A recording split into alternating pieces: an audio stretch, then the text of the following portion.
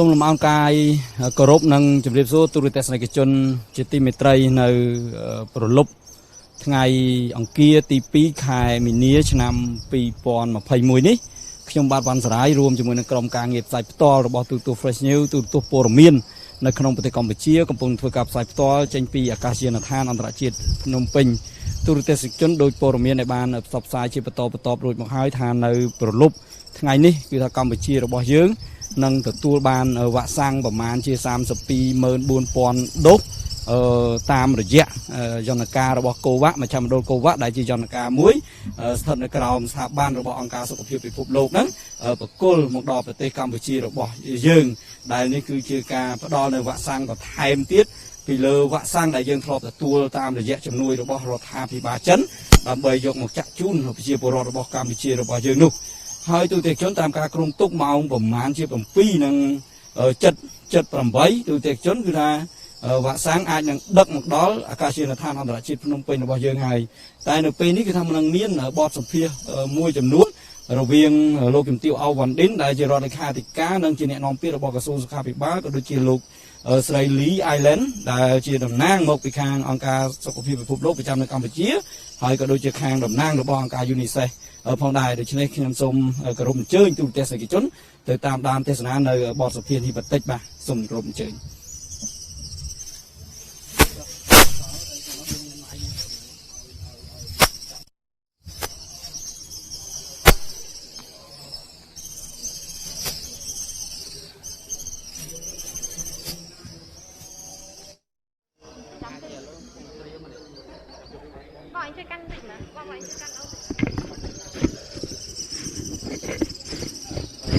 លើកឆានៅហ្នឹងឯងចាឥឡូវមានការប្រែប្រួលអញ្ចឹងគេធ្វើសិនចាអូខេតាចាសម្រាប់តេតងទៅនឹងការទៅដល់វ៉ាក់សាំងដែលជាកម្រងវ៉ាក់ថ្ងៃនេះក្រសួងសុខាភិបាលបានត្រៀមរៀបចំយ៉ាងម៉េចល្ងាចនេះយើងមានរថយន្តឬក៏ការត្រៀមលក្ខណៈយ៉ាងម៉េចដែរហើយវ៉ាក់សាំងដែលយើងទទួលបានថ្ងៃនេះអាចថាកម្រងដែលយើងនឹងធ្វើការចាក់ជូនដល់ប្រជាពលរដ្ឋទៅពេលណានោះចាខ្ញុំសូមគោរពអនុញ្ញាតជម្រាបជូនទៅដល់បងប្អូនសាធារណជនទាំងអស់ថានៅពេលនេះក្រុមការងារហើយក៏ដូចជាថ្នាក់ដឹកនាំក្រសួងសុខាភិបាលហើយអាយដាមសាស្ត្រាចារ្យមុំមន្ហេងរដ្ឋមន្ត្រីក្រសួងសុខាភិបាលលោកបានអញ្ជើញមកដល់អាកាសយានដ្ឋានអន្តរជាតិភ្នំពេញរួចហើយនៅយើងកំពុងរងចាំការមកដល់នៅយន្តហោះដែលដឹកវ៉ាក់សាំងដែលជាអំណោយរបស់មជ្ឈមណ្ឌលកូវ៉ាក់ដែលយើងហៅថាកូវ៉ាក់ Facility ហើយវ៉ាក់សាំងនេះនឹងមកដល់ទៅតាមការគ្រោងទុកខ្ញុំឆែកអំបញ្ញមិញគឺអត់មានការប្រែប្រួលនៅពេលវេលានៃការមកដល់ទេដូច្នេះយន្តហោះនឹងចុះនៅអាកាសយានដ្ឋានអន្តរជាតិភ្នំពេញយើងនេះនៅរង្វង់ម៉ោងប្រហែលជា8យប់ចា8យប់ហើយវ៉ាក់សាំងនេះនឹងមកដល់នៅក្នុងចំនួន324,000 ដូសចា324,000 ដូសដែលជាប្រភេទវ៉ាក់សាំងឈ្មោះ Covishield ហើយវ៉ាក់សាំងនេះគឺជាវ៉ាក់សាំងដែលផលិតនៅប្រទេសឥណ្ឌាដែលគាត់ទទួលបាននៅអាជ្ញាប័ណ្ណផលិតពី Astra Zeneca ពីប្រទេសអង់គ្លេសចាអញ្ចឹងខ្ញុំសូមបញ្ជាក់ណាវ៉ាក់សាំងនេះផលិតនៅប្រទេសឥណ្ឌាឈ្មោះថា Covishield ចា Covishield វ៉ាក់សាំងនេះគឺជាលទ្ធផលសមិទ្ធផលមួយទៀតដែលផ្ដើមចេញពីការខិតខំប្រឹងប្រែងរបស់ប្រមុខរាជរដ្ឋាភិបាលជាពិសេសគឺសម្ដេចអគ្គមហាសេនាបតីតេជោ ហ៊ុនសែននាយករដ្ឋមន្ត្រីនៃប្រជាណាចក្រកម្ពុជារបស់យើងដែលយើងបានធ្វើកិច្ចសហប្រតិបត្តិការល្អជាមួយនឹងដៃគូពហុភាគីរបស់យើងហើយជាពិសេសទៀតយើងបានក្រសួងសុខាភិបាលបានធ្វើការយ៉ាងជិតស្និទ្ធជាមួយនឹងអង្គការសុខភាពពិភពលោកហើយនឹងអង្គការ UNICEF ហើយថ្ងៃនេះយើងមានលោកស្រីចាំដិត Lee Island តំណាងអង្គការសុខភាពពិភពលោកយើងមានលោកស្រី Forup ដែលជាតំណាងអង្គការ UNICEF ក៏មានវត្តមាននៅពេលនេះផងដែរចាវ៉ាក់សាំងនេះនឹងមានគម្រោងប្រើប្រាស់ចាក៏ប៉ុន្តែគម្រោងប្រើប្រាស់នេះខ្ញុំគោរពអនុញ្ញាតជំរាបជូនថាយើងនឹងរងចាំទទួលនៅអនុសាសន៍ដ៏ខ្ពង់ខ្ពស់បំផុតរបស់សម្ដេចអគ្គមហាសេនាបតីតេជោ ហ៊ុនសែននាយករដ្ឋមន្ត្រីនៃប្រជាណាចក្រកម្ពុជារបស់យើងនៅពេលដែលលោកអញ្ជើញទៅចាក់វ៉ាក់សាំងនេះនៅមន្ទីរពេទ្យកាល់ម៉ែតនៅព្រឹកថ្ងៃទី4ខែមីនាឆ្នាំ2021ក្រោយពីការចាក់វ៉ាក់សាំងទៅសម្ដេចតេជោនាយករដ្ឋមន្ត្រីលោកនឹងផ្ដល់នៅការណែនាំក៏ដូចជាសារ ជូនទៅដល់បងប្អូនជនរួមជាតិយើងទាំងអស់នៅពេលនោះផងដែរអញ្ចឹងនៅពេលនោះយើងនឹងត្រង់ត្រាប់ស្ដាប់នៅការណែនាំដ៏ខ្ពង់ខ្ពស់របស់សម្ដេចតេជោនាយករដ្ឋមន្ត្រីហើយក្រុមការងាររបស់យើងក៏កំពុងតែធ្វើការយ៉ាងសកម្មដែរនៅក្នុងការរៀបចំត្រៀមលក្ខណៈរួចរាល់ជាស្រេចនៅក្នុងការទទួលយកវ៉ាក់សាំងចាដែលនឹងដឹកមកដល់នៅនាពេលឆាប់ៗខាងមុខនេះហើយយើងបានត្រៀមទាំងរថយន្តយើងត្រៀមទាំងប្រព័ន្ធត្រជាក់របស់យើងនេះរួចរាល់ហើយពីម្សិលមិញនេះខ្ញុំបានទៅពិនិត្យមើលដោយផ្ទាល់នៅកន្លែងដែលយើងទុកដាក់នៅស្តុកនៅវ៉ាក់សាំងរបស់យើងនេះហើយអ្វីគឺថាបានចាត់ចែងរៀបរួចរាល់នៅតែរងចាំយន្តហោះមកដល់ហើយយើងនឹងធ្វើពិធីប្រគល់ទទួលតែម្ដងចា៎ចា៎មានសំណួរទៅកាន់យូនីសេហ្វចា៎UNICEF I want to ask how you have your message for Cambodia being one of the first countries to receive the providing vaccine from COVAX facility. First of all, I would like to congratulate the Ministry of Health in Cambodia for completing all the requirements so that Cambodia can qualify to receive COVID-19 vaccines through COVAX. It was done in a short time and there were a lot to be done, and the ministry needs to be commended for the work that they have done to make Cambodia eligible and to become one of the first countries in the world to receive these vaccines through COVAX. Can you stop? They can stop. ជាដំបូងខ្ញុំសូមអបអរសាទរដល់រាជរដ្ឋាភិបាលប្រទេសកម្ពុជាដែលបានខិតខំប្រឹងប្រែងធ្វើយ៉ាងណាឲ្យប្រទេសកម្ពុជាបានបំពេញទៅតាមលក្ខខណ្ឌបាទរបស់មជ្ឈមណ្ឌល COVAX ក្នុងការទទួលនៅវ៉ាក់សាំងនេះហើយការធ្វើនេះគឺរាជរដ្ឋាភិបាលកម្ពុជាបានធ្វើក្នុងរយៈពេលតែខ្លីប៉ុណ្ណោះបាទអញ្ចឹងយើងគួរតែបាននិយាយថាអបអរសាទរទៅដល់ការប្រឹងប្រែងនេះដែលធ្វើឲ្យប្រទេសកម្ពុជាក្លាយជាប្រទេសដែលទទួលនៅ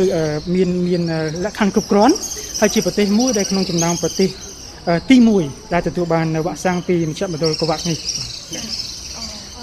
COVAX is a global solidarity initiative, and its guiding principle is to ensure there is equitable access to vaccines through COVAX. So it is to make sure that all the countries in the world can access the vaccines. កម្មវិធី COVAX នេះគឺជាគេហៅថាកម្មវិធីសាមគ្គីភាពជាលក្ខណៈសកលបាទដែលធានាថាប្រទេសជាពិសេសប្រទេសដែលមានចំណូលទាបហ្នឹងប្រទេសគ្រប់រូបហ្នឹងប្រទេសគ្រប់ប្រទេសហ្នឹងអាចទទួលបាននៅសមភាពក្នុងការទទួលនៅវ៉ាក់សាំងទាំងអស់នេះ And in UNICEF we are proud to be the lead procurement and supply agency for the COVID-19 vaccines through COVAX. សម្រាប់អង្គការ UNICEF យើងមានមោទនភាពដែលយើងខ្លាយទៅជាស្ថាប័នមួយដែលនៅមុខក្នុងការធ្វើលទ្ធកម្មនិងផ្គត់ផ្គង់វ៉ាក់សាំង COVID នេះបាទ COVAX នេះបាទ It is very important to ensure that everyone can access the vaccines.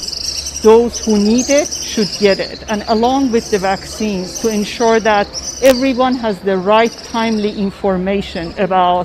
who should get it, where, when, how and why. And we are committed to support the ministry along with our sister agency WHO to ensure that they have the plans to bring the right timely information to the population. បាទវាមានសារៈសំខាន់ណាស់ដែលយើងត្រូវធានាថាវ៉ាក់សាំងនេះទៅដល់ក្រុមមនុស្សដែលត្រូវការបាទនៅពេលណាមួយយើងត្រូវតែមានផែនការថាសម្រាប់អ្នកណានៅពេលណាបាទនឹងចែកជូននៅពេលណានោះហើយ UNICEF សម្រាប់ UNICEF មានមោទនភាពនឹងធ្វើការគ្រប់គ្រងរួមជាមួយនឹងស្ថាប័នអង្គការសហជីពដូចគ្នាគឺអង្គការសុខភាពពិភពលោកដើម្បីធានាថាគ្រប់គ្នាឬក៏អ្នកដែលចាំបាច់ត្រូវការនោះទទួលបាននៅវ៉ាក់សាំងទាំងនេះតាមរយៈផែនការដែលបានគ្រោងទុកបាទ And my last point is that although vaccines are a very important tool in fighting COVID-19, they alone cannot end this pandemic. We need to continue all the public health measures from wearing a mask, physical distancing, hand washing, until there are enough people who have immunity all over the world. បាទចំណុចចុងក្រោយដែលខ្ញុំចង់លើកឡើងនៅទីនេះគឺ ចង់និយាយថាវ៉ាក់សាំងតែមួយមុខគឺมันអាចបញ្ចប់នៅការរាតត្បាតនៃជំងឺជាសកលនេះទេគឺយើងនៅតែបន្តអនុវត្តទៅគេហៅថាវិធានការការពារខ្លួនជាសាធារណៈហ្នឹងដដែលឧទាហរណ៍ដូចជាពាក់ម៉ាស់លាងដៃប្រសាកម្លៀតហ្នឹងរហូតដល់ពេលមួយដែលយើងមានមនុស្សដែលមានការមានភាពធន់នឹងខ្លួនឬក៏បានចាក់វ៉ាក់សាំងហ្នឹងគ្រប់គ្រាន់ដែលយើងអាចបន្តការងារដើម្បីឆ្លើយតបទៅនឹងកូវីដប៉ុន្តែចង់និយាយថាมันអាចគឺត្រូវតែមានវ៉ាក់សាំងហើយនឹងអនុវត្ត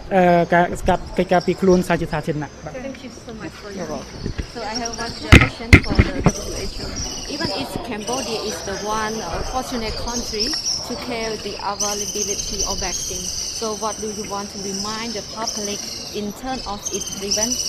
preventive health measures? Thank you very much for your excellent question. Let me start with the COVID vaccine.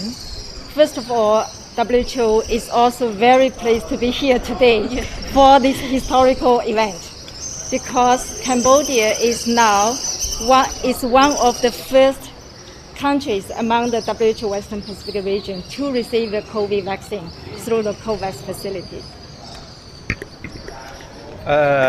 អរគុណសម្រាប់សំណួរដ៏ល្អនេះជាបឋមនេះខ្ញុំសូមជឿឱកាសនេះដែលថ្លែងអំណរគុណដែលបានអញ្ជើញអង្គការរដ្ឋាភិបាលបានអញ្ជើញអង្គការសុខភាពពិភពលោកចូលរួមនៅក្នុងហៅថាព្រឹត្តិការណ៍ជាប្រវត្តិសាស្ត្រនៅថ្ងៃនេះដែលនឹងទទួលដែលប្រទេសកម្ពុជាដែលជាប្រទេសមួយក្នុងចំណោមប្រទេសដំបូងនៅក្នុងតំបន់អាស៊ីប៉ាស៊ីហ្វិកខាងលិចដែលនឹងទទួល COVID vaccine តាមរយៈមជ្ឈមណ្ឌល COVAX នេះហើយនេះគឺជាព្រឹត្តិការណ៍មួយដែលជាប្រវត្តិសាស្ត្រផងដែរ WHO is so proud to be here today. If the COVID vaccine can be used in the very wisely way, together with other public health measures, it will help us to bring the pandemic closer to the over. អង្គការសុខភាពពិភពលោកគឺមានមោទនភាពណាស់ហើយក៏មានកិត្តិយសដែលបានអញ្ជើញចូលរួមនៅក្នុងព្រឹត្តិការណ៍ជាប្រវត្តិសាស្ត្រនៅក្នុងថ្ងៃនេះហើយចង់អង្គការសុខភាពក្នុងនាមអង្គការសុខភាពពិភពលោកខ្ញុំចង់ជម្រាបថាវ៉ាក់សាំង COVID-19 សម្រាប់ជំងឺ COVID-19 នេះគឺមានសារៈសំខាន់ណាស់ហើយប្រសិនបើយើងប្រើប្រាស់បានត្រឹមត្រូវរួមជាមួយនឹងវិធានការសុខាភិបាលផ្សេងៗទៀតនោះគឺយើងអាចទប់ស្កាត់ហើយនឹងទាញការផ្ទុះជាសកលនេះអាចរហូតដល់ទីបញ្ចប់បាន COVID-19 vaccine are a crucial new tool to help us fight against COVID. They can help us to prevent severe diseases, reduce hospitalization, and save life. វ៉ាក់សាំង COVID-19 នេះគឺជាហៅថាជាឧបករណ៍ដ៏ថ្មីមួយដែលមានសារៈសំខាន់ដើរតួសំខាន់ណាស់ក្នុងការប្រយុទ្ធប្រឆាំងចំពោះការផ្ទុះរាតត្បាត COVID-19 នេះហើយប្រសិនបើយើងប្រើប្រាស់បានត្រឹមត្រូវគឺវាអាចជួយកាត់បន្ថយហៅថាគ្រោះថ្នាក់ដល់ជីវិតបានន័យថាការឈឺធ្ងន់ធ្ងរបណ្ដាលមកពីជំងឺ COVID-19 អាចកាត់បន្ថយការសម្រាកពេទ្យឬមួយក៏អាចរហូតដល់ការជួយសង្គ្រោះអាយុជីវិតផងដែរ In view of limited supply, my advice to Cambodia public will be, if it's your turn to receive COVID vaccine, get vaccinated as soon as possible. If it's not your turn, please wait patiently to give priority to the priority group because they need to be protected first. អ្វីដែលនេះខ្ញុំចង់ជម្រាបទៅដល់សាធារណជនបងប្អូនជាពលរដ្ឋនៅក្នុងប្រទេសកម្ពុជាទាំងអស់នេះខ្ញុំចង់ជម្រាបថាប្រសិនបើជាដល់វេនរបស់បងប្អូនជាពលរដ្ឋយើងដើម្បីមកទទួលវ៉ាក់សាំងសូមអញ្ជើញរុះរាន់មកទទួលការចាក់វ៉ាក់សាំងនេះជាបន្ទាន់ហើយប្រសិនបើជាមិនទាន់ដល់វេនរបស់បងប្អូនទេឬរបស់លោកអ្នកទេសូមរងចាំដោយការអត់ធ្មត់ពីព្រោះថាយើងរសារចំនួនដូសរបស់វ៉ាក់សាំងនេះអាចមានកំណត់ដូច្នេះយើងអាចត្រូវផ្ដល់អត្ថប្រយោជន៍ដល់អ្នកដែលងាយរងគ្រោះនិងអ្នកប្រឈមមុខជាងដែលគាត់ត្រូវការជាងលោកអ្នក As Her Excellency Dr. Wandi mentioned, my colleague from UNICEF mentioned again, COVID vaccine alone is not enough. It's not magic solution. So we have to continue to implement other public health measures as required by the Ministry of Health. ដូចលោកជំទាវរដ្ឋលេខាធិការលោកជំទាវវិជ្ជបណ្ឌិតអវណ្ឌីននិងតំណាងអង្គការ UNICEF ប្រចាំប្រទេសកម្ពុជាបានមានប្រសាសន៍អំបញ្ញមិញហើយថា វ៉ាក់សាំងសម្រាប់ COVID-19 នេះតែឯងគឺវាមិនមែនជាដំណោះស្រាយទឹកសម្រាប់ដោះស្រាយបញ្ហាផ្ទុះរាតត្បាតនោះទេវ៉ាក់សាំងវាមានតួនាទីសំខាន់ហើយនឹងមានប្រសិទ្ធភាពលុះត្រាតែយើងបូករួមបញ្ចូលជាមួយនឹងវិធានការសុខភាពសាធារណៈផ្សេងៗទៀតដែលដាក់ចេញដោយរាជរដ្ឋាភិបាលកម្ពុជានិងក្រសួងសុខាភិបាលកម្ពុជា Right now, we are responding to so-called the 20 February event of the COVID. We must act as a solidarity to stop this cluster, to prevent the 20 February event from becoming a larger scale community level transmission. We must act to prevent that worst case scenario in Cambodia.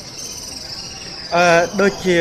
អាដាមលោកជំទាវលោករស្រីបានជៀបស្រាប់ហើយថាក្នុងពេលបច្ចុប្បន្ននេះគឺយើងកំពុងតែធ្វើការប្រយុទ្ធជាមួយនឹងខែទប់ទល់ជាមួយនឹងព្រឹត្តិការណ៍សហគមន៍20កុម្ភៈហើយដូច្នេះហើយយើងនឹងអំពាវនាវឲ្យយើងទាំងអស់គ្នាដើម្បីចូលរួមមានលក្ខណៈជាសាមគ្គីភាពដើម្បីទប់ទល់ជាមួយនឹងព្រឹត្តិការណ៍ជាសហគមន៍នេះគឺដើម្បីជៀសវាងហៅថាធ្វើឲ្យព្រឹត្តិការណ៍កំពុងតែកើតឡើងនេះអាចឈានទៅដល់ការផ្ទុះរាតត្បាតទ្រង់ទ្រាយធំនៅក្នុងសហគមន៍ដូច្នេះនាងខ្ញុំសូមអំពាវនាវថាយើងត្រូវធ្វើការជាមួយគ្នាទាំងអស់គ្នាជាលក្ខណៈសាមគ្គីភាពដើម្បីការពារកុំឲ្យហេតុការណ៍ដ៏អាក្រក់ហើយសេណារីយ៉ូដែលអាក្រក់បំផុតនោះអាចកើតឡើងនៅក្នុងប្រទេសកម្ពុជា Allow me to share my feeling. Actually, I'm very concerned about current COVID situation. Cambodia is at critical stage in fighting against COVID-19. នេះខ្ញុំសូមចែករំលែកហើយក្តីបារម្ភរបស់នាងខ្ញុំចំពោះហេតុការណ៍ដែលកំពុងតែកើតឡើងនៅក្នុងប្រទេសកម្ពុជាផងដែរ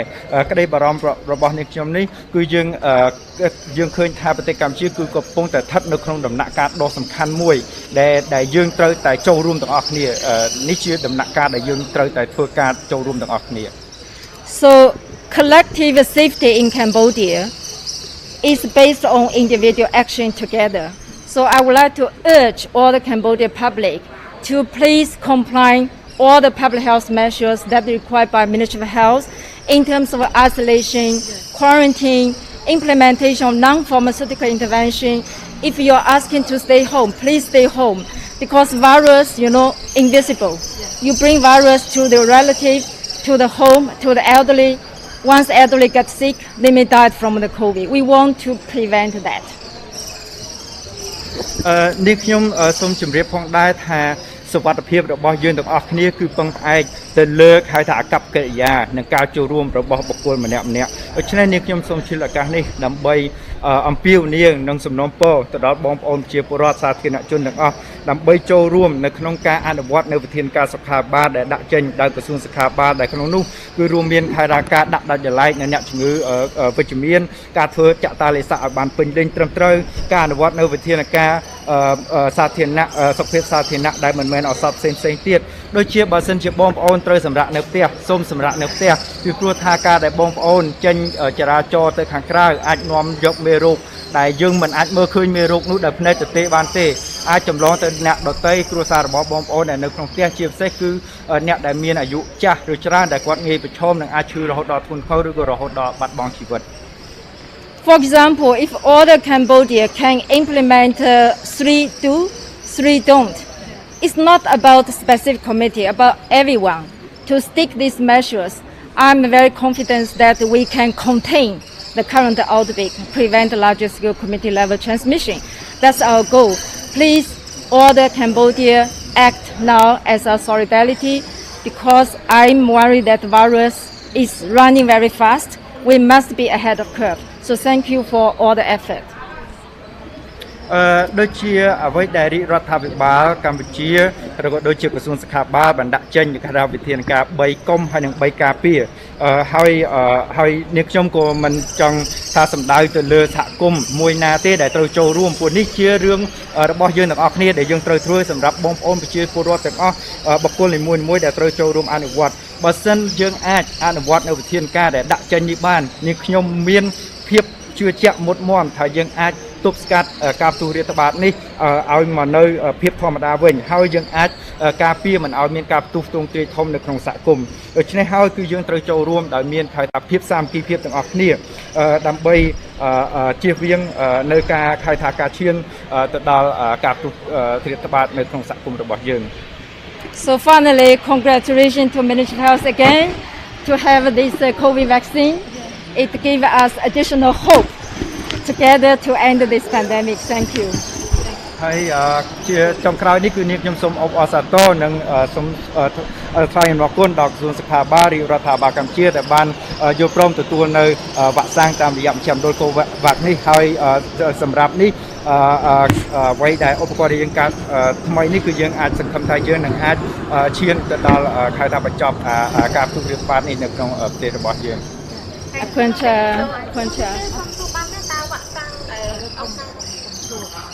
អាដាមរំត្រេមឲ្យធ្វើប្រេខនត្រង់នេះតាសួរចូលប្រេខនត្រង់ You working very hard. Thank you. I know. Thank you for that. Yes. ចិត្តដល់នេះខ្ញុំប្រាប់តាមគម្រោងវាម៉ោង7:40មកអញ្ចឹងគេចាប់ដើមប៉ុន្តែ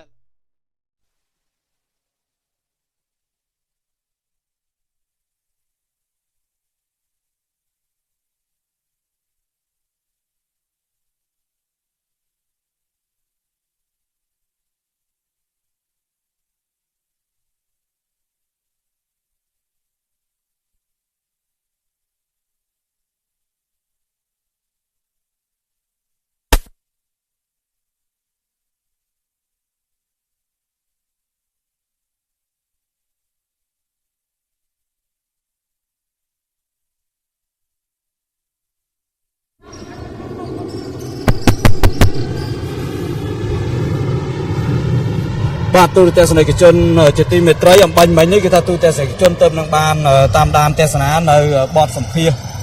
មួយរវាងលោកជំទាវអវ៉ាន់ឌិនដែលជារដ្ឋលេខាធិការនិងជាអ្នកនាំពាក្យក្រសួងសុខាភិបាលក៏ដូចជាលោកស្រីលីអៃឡែនដែលជាតំណាងរបស់អង្គការសុខភាពពិភពលោកហើយនិងតំណាងអង្គការ UNICEF ប្រចាំនៅកម្ពុជាផងដែរអំបញ្ញមិញនេះអំពីដំណើរមកដល់នៃវ៉ាក់សាំង